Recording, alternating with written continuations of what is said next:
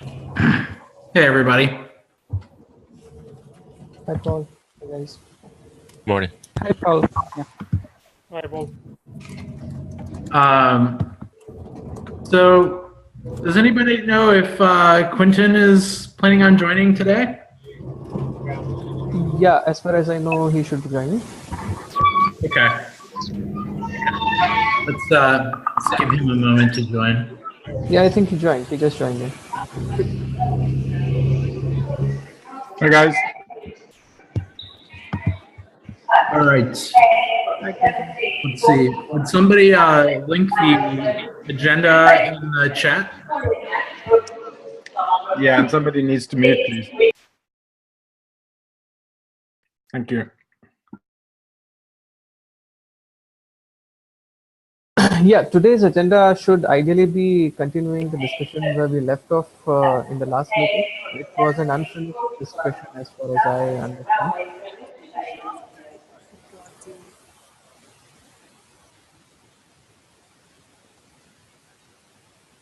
Yeah, that makes sense to me.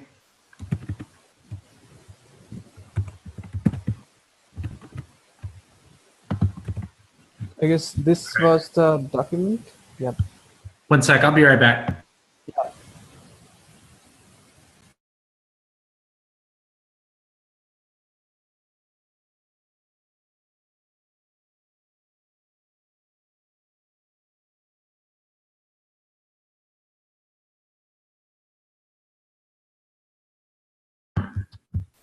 Okay, sorry, Irfan, I didn't hear the last thing that you said. I said it was we last meeting we were actually discussing the workflow and the API structure that Quentin published, and we were able to talk about some of the comments that were over there and maybe were resolved.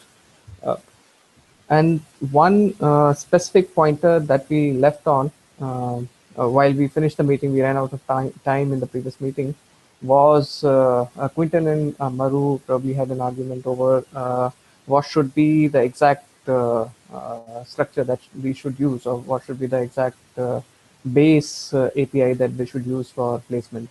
Should it be simply the cluster list on the individual object, or a separate object which is one map to each federated resource, or it should be a label-based selector. So that's where we were when we ran out of time. So do we want to continue with that, or I suggest we can continue, like Maru already is doing some base implementation and trying to keep it as simple so that higher level APIs or higher level resources could be created using that base implementation. So we can continue ahead, or if everybody wants that we should discuss that right now, then we can talk about it again. Maru had a conflict today, so he's not going to be able to be here for this meeting. So I'm not sure if we'll be able to pick that one right up where we left. Okay. So yeah, in that case, actually, we have been talking about the same points or same concepts in different ways or different formats over the last couple of meetings. In fact, more than last couple of meetings. Should we spend some time today to maybe define what might be our work strategy for next few meetings and next few weeks or months? Well, I think if we want to discuss the document, it might be a good idea if it might be a good idea, Quentin. Maybe you can like go over what's in your document, and we can all kind of like level set on that. I personally have read the document, but I think it would be helpful for folks, especially those like that might be watching on YouTube later. If we can do maybe like a 10 or 15 minute overview of what's in the document. Are you up for that, Quentin? Yeah, sure. I would be happy to do that. We can just kind of walk through it and answer any questions. Sometimes it's easier to answer questions and have discussions around what's in the document in person like this rather than in comments in the side of the doc. So let me present it and we can step through it. And if anyone has comments, questions, or whatever that are not yet resolved, we can hopefully do that today. Cool, I'll do that. How do I present here? Give me 1 second. Share screen.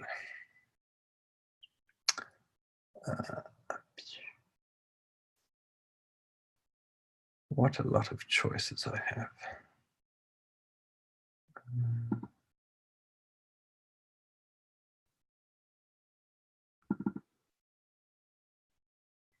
How's that?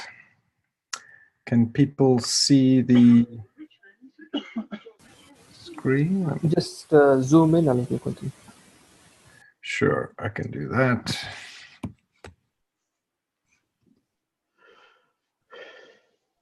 How's that? It is, I can read it. It's good. Awesome. Right, so I guess maybe the first thing we should do, let me just go back again, is have a look at this this diagram over here.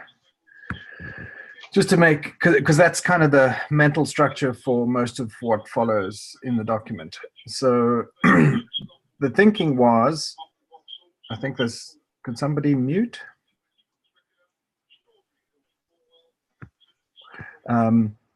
So the idea is to try and tease apart the various different parts of the process that Paul and Maru outlined in their whiteboard photograph, where we had things like placement and template substitution or overrides, whatever we want to call that thing, and propagation, etc. And to try and break that apart into pieces so that each one of those areas could be implemented somewhat in numerous different ways. And I guess driving some of this was, if I can sort of summarize Maru's preferences. So Maru, I think, just wants to be able to have the user tell us exactly where they want identical replicas to be propagated to, and where identical is modulo some per cluster template substitutions. And have those propagated and implement. I'm not totally sure. He at one point spoke about having sort of different controllers do each of those. And for example, a propagation controller propagate things and a template substitution controller substituting templates. And then at another point, I think he spoke about bundling those all into one controller. So I'm not quite sure where his preferences lie at the moment. I think there's some value in having a propagation controller that is so simple. All it knows how to do is take a set of things that are supposed to be propagated to specific clusters and propagate them there. But I can also totally understand the need to, you know, aggregate together some of these theoretical controllers that we have documented here so that they perhaps all happen in one process. Okay, so the three logical processes that are envisaged in this document are those pink circles, ellipses. I've provisionally called them cluster placement, template substitution, and propagation. And logically, you can think of those as three separate controllers per federated type. And so what you do is you have a base federated resource, federated replica set, federated deployment, pick your favorite federated type. Inside there is a thing called a template. The template is nothing other than a Kubernetes type, modulo, you know, the fact that it's called a template. And there's some minor issues around which versions and how do we decide which version we put in there and all that. But ignoring that for the moment, If you have a base federated resource like a federated replica set, inside there is a template which is a Kubernetes replica set. And it says exactly what that Kubernetes replica set looks like, possibly with some fields that are substituted later depending on which cluster the template is being propagated to. Then you feed that together with something I've called a cluster placement preferences object. You feed those two things into a controller called a cluster placement controller, or cluster placement procedure, which is the pink ellipse at the top left end of the diagram. And what that thing does is it, based on a set of preferences, which could be as general as, you know, just put this thing wherever the policy says it should be placed, or please put it in Europe, etc. And there's details in the document as to what exactly a cluster placement preference might look like. And out of that comes a set of cluster placement decisions. So somebody, either a human or that controller that is pink on the top left, decides, I want to put this replica set in this cluster, and that cluster, and that cluster. It also, there's another set of potential inputs to the next phase, which is the template substitution preferences, those objects at the top right-hand corner of the diagram. And those could contain anything from, you know, substitute the cluster name in here for the, you know, a part of the name of the secret, or they could include things like how many replicas go into this cluster or the next cluster or some other cluster. And again, those template substitution preferences could be generated by a human. So a human might decide that I want 20 replicas in US East 1A, my cluster B, and 10 replicas in some other cluster, and they would specify those in the template substitution preferences. And they might also have decided that they want them in specific named clusters. My cluster 1, my cluster 2, my cluster 3. And those in the diagram are called cluster placement decisions. So those two inputs, together with the base federated resource, go into a template substitution procedure. And what that does is it generates a concrete set of actual things that need to be propagated into clusters. So they have all the substitutions applied. They know how many replicas into each cluster. And those are basically, those substitution outputs look almost identical to a Kubernetes resource. They have all the same fields. And they also have a little tag that says, put this one in this cluster, and put this other one in a different cluster. Then at the bottom left of the diagram, we have a procedure called propagation. And the only job of that procedure is to take those substitution outputs and reliably propagate them into clusters. So in practice, check whether there is one in the cluster that is conformant with the inputs. For example, if there's already a replica set that is exactly identical, then don't do anything. And if there isn't one, put one there. And if there is one that is different than what we've decided to put there, update it to be conformant with what we've decided to put there. And associated with that, obviously, the propagation procedure needs to know, you know, where the clusters are, how it authenticates against them, and all that kind of stuff. And I've called that propagation config. You can think of that as the cluster registry, although I'm not sure that it contains all the data that we need, but conceptually, either that is the cluster registry or it is stuff generated by reading a cluster registry and augmenting it in some way. And then for the potential for more sophisticated cluster placement, it would be possible to propagate the actual status of the clusters and the status of the propagations back into the cluster placement scheduler. So what that would enable us to do is a scheduler could know that by reading this propagation status, and maybe that's not quite the right word, but it would be able to know things like this cluster is uncontactable. The authentication tokens that we have for another cluster don't work, and we consistently get auth failures, or we tried to create a replica set of 1,000 replicas in this cluster, but they're not getting created. There's like some errors in that cluster. Either it's out of capacity or we're out of quota or something, but it's not working. So in which case the cluster placement process could decide maybe to change its placement decision and put those things in some other cluster because the one it wanted to put them in isn't working. And we go around the loop, and we could call that a reconciliation loop.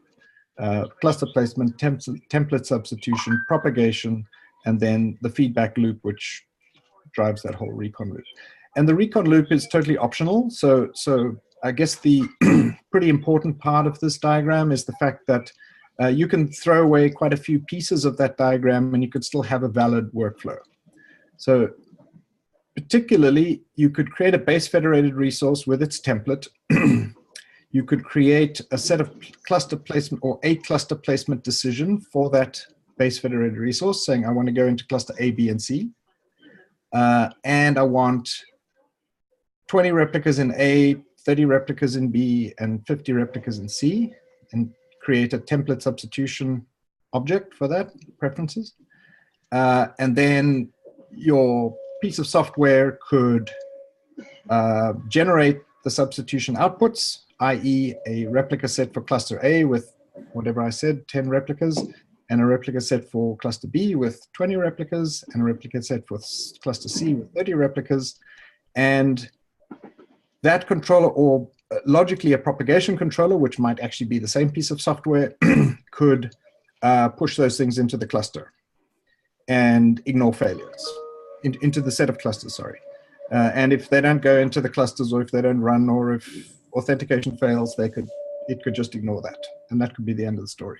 And the user could then, decide what to do if what they wanted to happen didn't happen, and they could go and update their placement decisions or their template substitution preferences and try again.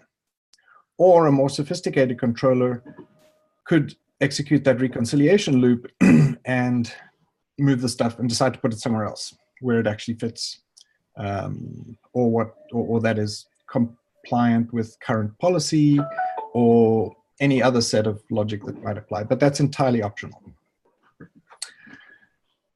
So I guess maybe we can start off with with the opportunity. Does anybody have any opinions, agreement, disagreement, questions about that diagram? Well, I think, so I have some questions. I see Norman Joyner also has some questions. And Norman, why don't you go ahead, since you're new, welcome, and I've talked plenty in these meetings, so go ahead. All right, thank you. My question was, are the clusters coming from cluster registry? Do I understand that correctly? Sorry, Norman, do you want to give yourself a very brief intro so everyone knows where you're coming from? Absolutely. I am the CTO of Containership. Basically just a company that makes deploying Kubernetes clusters, managing them easier. Cool. Welcome. Thank you. Sorry, your question was around cluster registry? Yeah, so the clusters, like in your diagram on the left there, those clusters are specified in cluster registry. Is that correct? Yes, okay. Entirely. Could be. Cluster registries, it's busy being renamed and it's not entirely clear. And I just haven't taken the trouble to figure out exactly what's in there today and what might be there in future. But yes, I envisage that things like cluster endpoints and their authentication details, etc., would probably be contained in cluster registry, which sounds like it's going to be renamed to something else, and would form what is labeled as propagation configuration at the bottom left of the diagram. Got it. That makes sense. And then my only other question was, do we typically keep attendance in the agenda somewhere or not? I just noticed a lot of places where it says consensus reached, and it's hard to tell, I guess, who was in what meetings. Yeah, I think to answer that, I think we've been somewhat slack about that in writing down the specific attendees at every meeting, and we could be better. We used to keep a log of exactly who was here and who wasn't here. It's little difficult as the numbers grow to keep that accurate, because you can either like leave everyone to fill in their name and then some people don't, or you can fill in the standard set of people who usually come and tell somebody to delete the ones that aren't there, and then that doesn't happen. So it's difficult to get an accurate assessment of exactly who's here, and some people drop in and drop out. So sure, I think that's fair. The other SIGs that I'm part of, we basically just filled in like yourself, and then I mean it's up to you to basically self-select. Yeah, I think we could start off with a blank. We can start off from today. Attendee list, and whoever's here and wants to be shown as attending can fill in their name there. But to answer your, I guess, more direct question about when we say consensus was reached, what do we actually mean? Generally, some subset of the people who are physically present at the meeting sort of form the main participants in the conversation.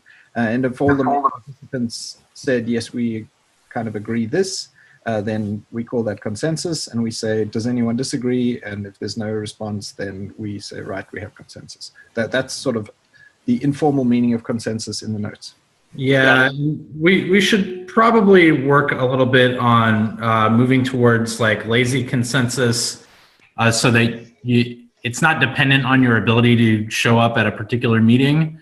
Oh, I agree. And to be clear, the word consensus in the notes means that of the people present and participating in the conversation at the meeting, there appeared to be consensus. That does not mean that everybody has to be at every meeting or that we made any final decisions and through a vote. Hopefully that's clear. Yeah, that's how I understood it. I was thinking about how ideally in the community we get to lazy consensus as like the de facto, but I also don't think that I don't think we have a major issue with establishing consensus prematurely in these meetings yet or anything like that. So yeah, I agree. But yeah, and I think there's a limit to, we can't send every single thing that we did, minutiae of what we decide or don't decide. We can't sort of send that all out for a 2-week email voting exercise. I don't think that's practical. But certainly major decisions like, here's this document. We want to like ratify this as being the consensus view of the working group, something like that. I would definitely want to send out for community consensus. Whereas, producing this document we might not be able to send each word out for consensus. Cool. Cool. Yeah, that's all I had. Didn't mean to derail it too much. No, that was perfectly reasonable and interesting questions, I think, for cool. All right. Yeah, that's all for me then. Thanks, guys. Cool. Anybody else? I just wanted to, I think I missed somehow the key here. I wanted to establish that like the circles that are pink are like controllers or processes, right? Like, well, I call them procedures just because, they may all be in the same process. They may be multi-process, but they are logically a procedure. Whether it's multi-threaded, multi-process, etc., is sort of irrelevant. Yeah, agree. Okay. If somebody's got any other questions on this?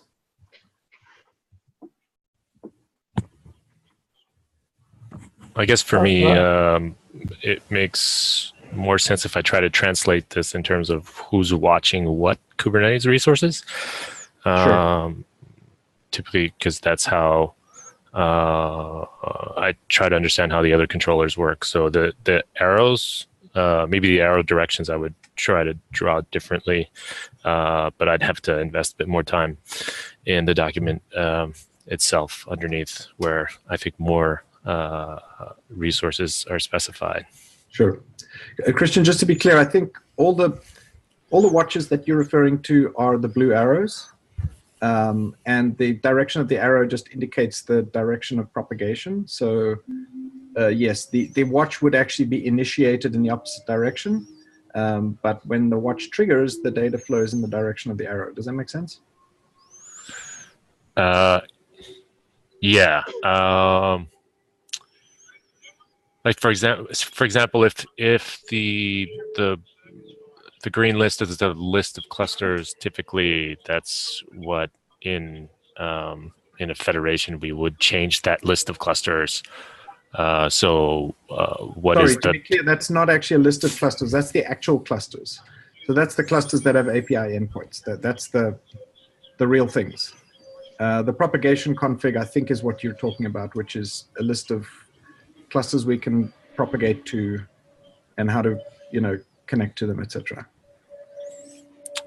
okay, so if you remove a cluster from the member list of clusters, where would that show up in the reconciliation loop?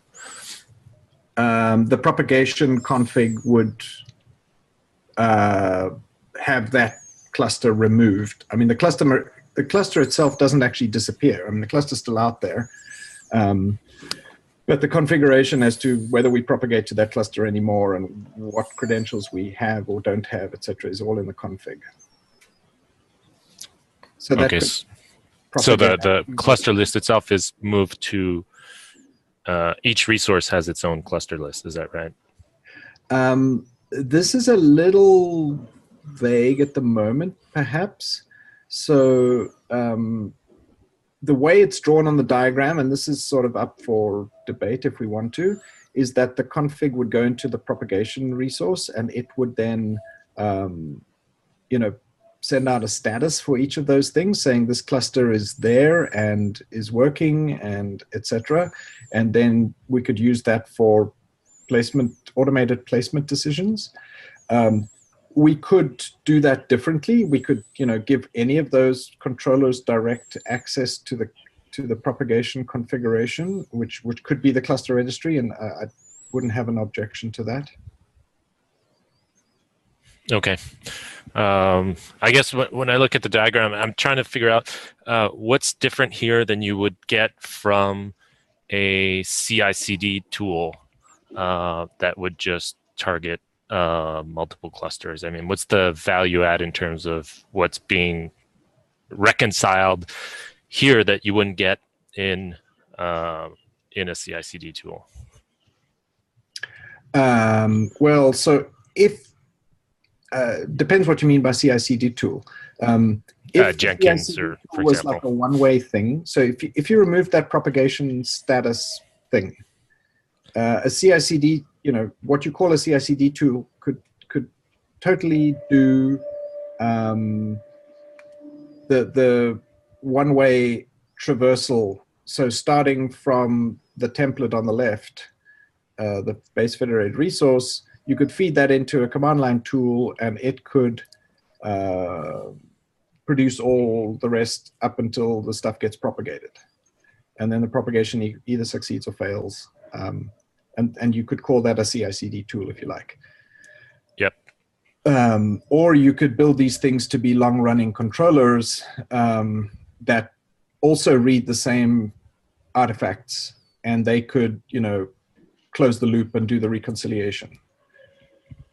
Does that make sense? Yeah, I think it makes sense in terms of. I think what you're saying is the only difference is that a CI/CD. Well, actually, I'm not sure. It seems like the only difference seems to be what the store of the authoritative state is, and whether that's being reconciled by something Kubernetes-like whenever that state changes. Yes. So I guess in my mind, when I drew this diagram, I envisaged active controllers. So long-running things that, as you were saying earlier, use watches to trigger actions. So the template substitution thing, for example, would be watching cluster placement decisions and template substitution preferences. And when they changed or new ones were created, they would, process them and produce the outputs, which the propagator would then be watching and propagate. But that isn't typically how a CI/CD pipeline works. You typically, feed the stuff actively into each of those processes. So the red circles would probably be like bash scripts or something in a CI/CD pipeline, maybe. In which case you would feed the output from one pink circle directly into the next pink circle. I guess one thing we were trying to achieve here is to try and standardize on the intermediate data so that we could swap out the pink ellipses, the processes, the procedures when we wanted to. So if we could standardize on what a base federated resource looks like, what a cluster placement preference looks like, what a cluster placement decision looks like, etc., then the tools can interoperate much more easily. And in particular, you can throw away some of the tools if you don't want them. So you can have humans generate cluster placement decisions if they know exactly which clusters they want their things to go into. Yeah, just to say a couple more words on that. For example, like propagation, I could also see, instead of like having an active push model, have a pull model where maybe like the propagation controller is writing something into a Git repo, and then there's a controller running in each target cluster that's pulling things in from that Git repo and doing the reconciliation. Yeah, Right. so just to be clear, I think those substitution outputs are your Git repo. And propagation is the thing that could be sitting inside a cluster and reading the Git repo and pushing things into that cluster. I mean, where the propagation controller or that pink box called propagation, where it actually runs is kind of irrelevant. The point is it looks at it watches substitution outputs somewhere, and in my head was like in an API somewhere, but that could be a Git repo, and it pushes them at a cluster API. Where it's running is kind of irrelevant. So that could be a pull propagator or a push propagator is, I guess, what I'm saying. Okay. I guess the model to me doesn't seem very different from, I mean, if we're talking about pull, it looks a lot like kubeapply. There's a lot of people using Spinnaker on multiple clusters to do that type of propagation and templating. So I think there's a lot of alignment there. The only thing that feels a little different would be maybe that the watch is done in a more native Kubernetes fashion, but there's certainly a lot of active reconciliation and watching happening just in Spinnaker CI/CD pipelines, for example. So just out of curiosity, in these Spinnaker cases, is there any kind of standardization of what these intermediate pieces of data look like? Or is this like proprietary per Spinnaker deployment? I don't know a standard. I just know of companies using Spinnaker as a CI/CD tool. Okay, but for example, somebody would need to tell the CI/CD tool or Spinnaker, whatever it is, like which clusters to put something into. And they would have to like write that in a file or feed it into a command line or something. Correct. And is there any attempt to like define what that looks like? I don't know the details. I just know that there's multi-cluster support for it.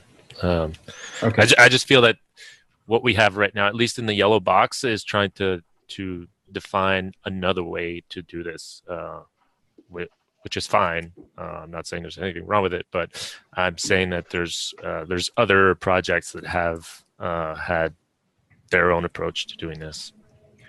So yeah, I think that that part of there are a couple different goals that I think we need to keep in context to understand like what the potential value of this this idea that we're talking about is, and one of them is that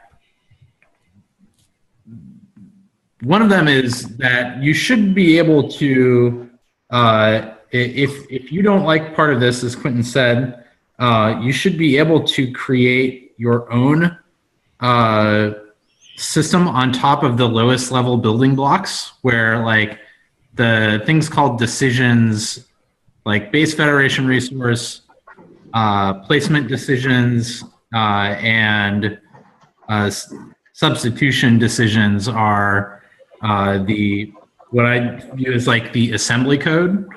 And another complementary goal is that you should be able to deliver the results of these things using the assembly code type things. If you want to, you should be able to adapt, like you should be able to write a controller that propagates these via Spinnaker or Kubeapplier or whatever other medium you choose. And I think that Christian, your point is very apt. There are a lot of things that have an overlap with different dimensions of this. And I am not an expert on Spinnaker at all, personally. But I think the goal is to find the right assembly assembly level resources so that we can have folks prototype and build different things without having to rebuild the entire stack. Since I think there's so much breadth in the approaches that we could take. I personally, as a goal, want to enable people to build those approaches without having to build the entire stack that you have to realize those things. Okay, thanks for your perspective. Just one other brief comment, Christian. So this is not, I don't think this is an attempt to like redefine a different way. This is just an attempt to like define, to put down on paper a reasonably general way. And if Spinnaker, for example, or any other group have already done this and have an equivalent diagram that looks similar or different, but at least they've defined it. I mean, that would be useful to know about. We're just not aware of any that exist. If they do, please point them out.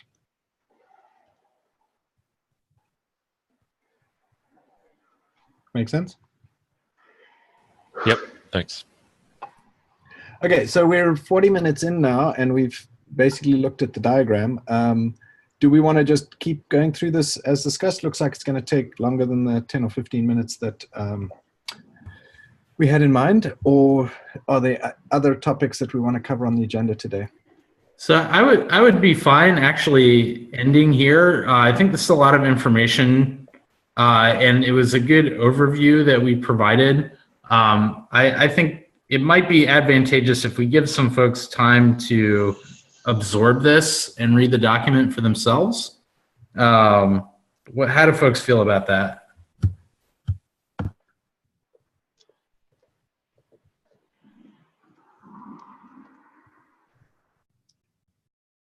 Yeah, I guess the document was only published about a week ago, so maybe people haven't had a chance to read it yet. That's fair enough. Yeah, I need a bit of time with the document. There seems to be a lot of comments between Maru and you in the margins.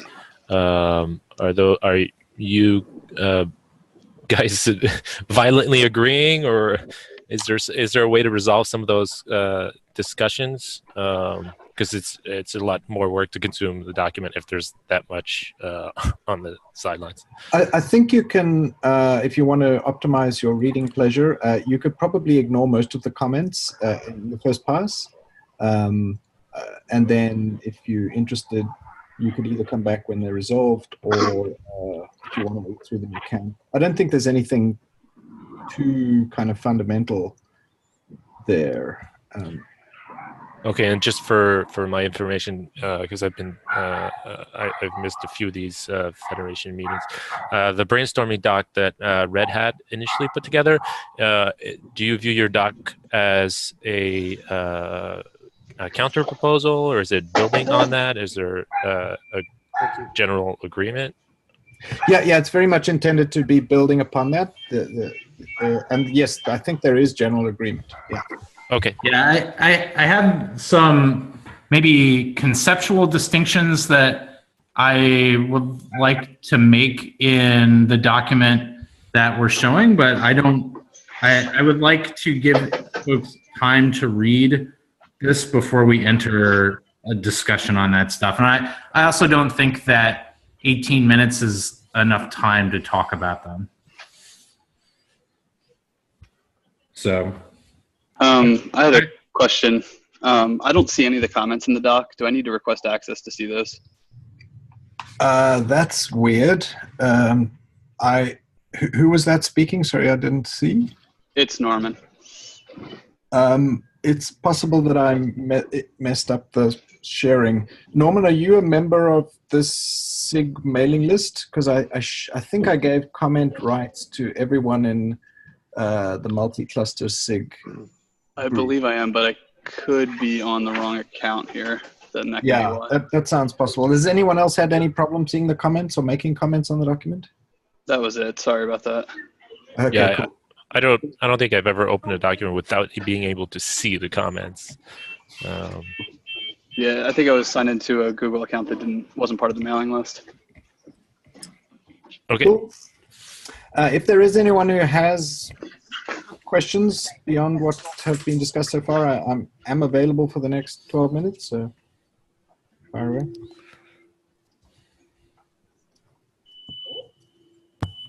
Sounds like Can we I'm utilize gonna drop now, so Yeah, I'll see same. everybody Wednesday. Paul, I would ask you to remain here for a couple of more minutes. Should we utilize a couple of minutes to define what we should exactly be talking in next meeting or the meeting next to that? Well, I think next meeting should be if folks have questions or comments about this. Like it sounds, for example, and I don't want to put Christian on the spot here. Like it sounds like maybe the value of what we're doing isn't super evident at first glance to everybody. So I think like this was a good presentation of the concepts in this document. And after folks have a chance to read and come back, we can have like any substantial questions or comments we can maybe address then. How does that sound? Yeah, sounds quite logical. But see, let me put my point of view. I see as the outcome of all the discussions that we have had.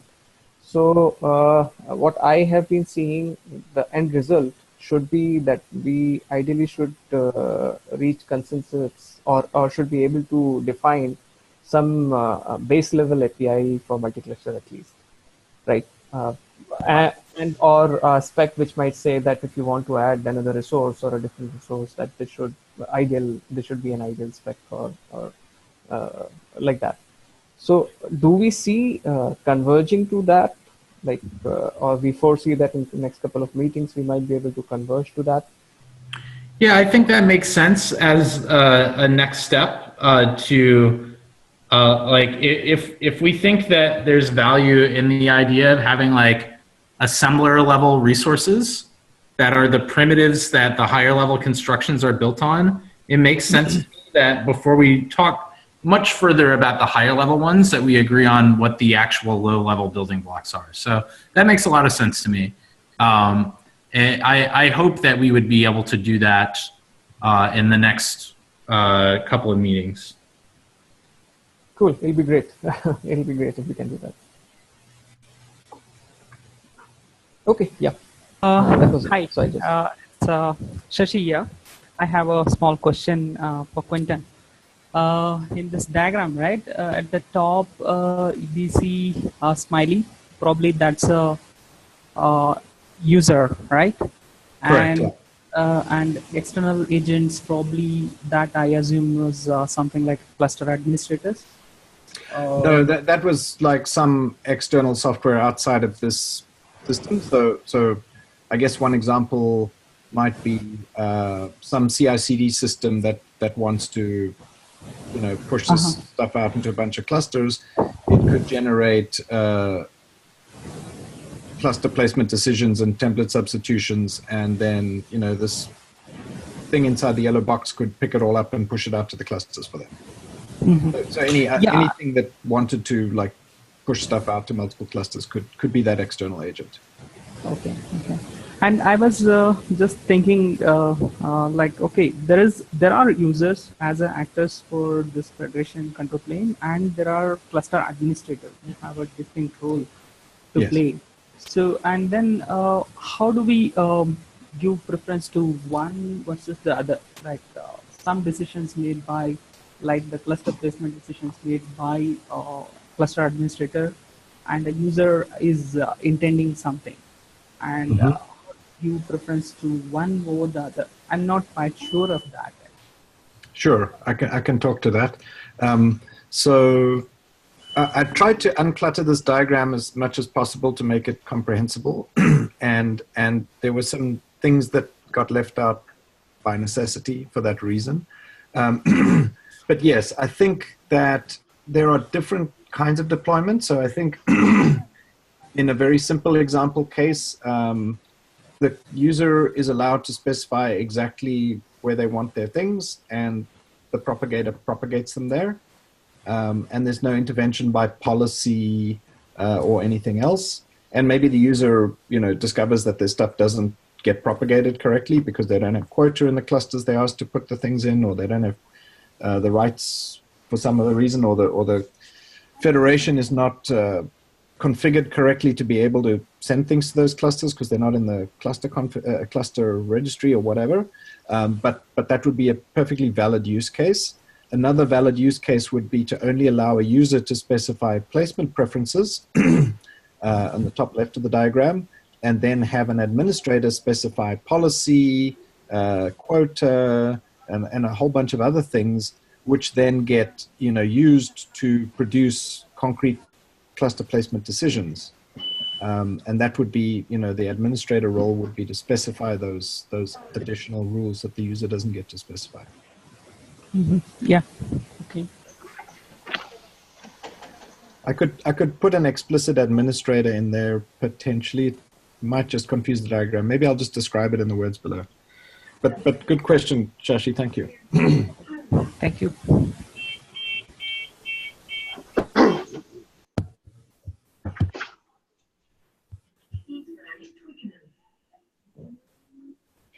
Okay, sounds like we're done, unless there are any other questions or discussion points. Sounds like that's it for now. Irfan, can I ask you to just document this in the notes, and as per our earlier discussion, whoever was here, please add your name to the attendee list for the week. So I'll add a list of attendees with some tentative people whom I know probably attended. The rest of the folks can add their names. And in notes, as of now, I haven't added great detail because most of it was explaining the document. So apart from that, maybe the questions that were asked, I'll update. Cool. Yep. Thank you. See you next time. Ciao. Bye-bye.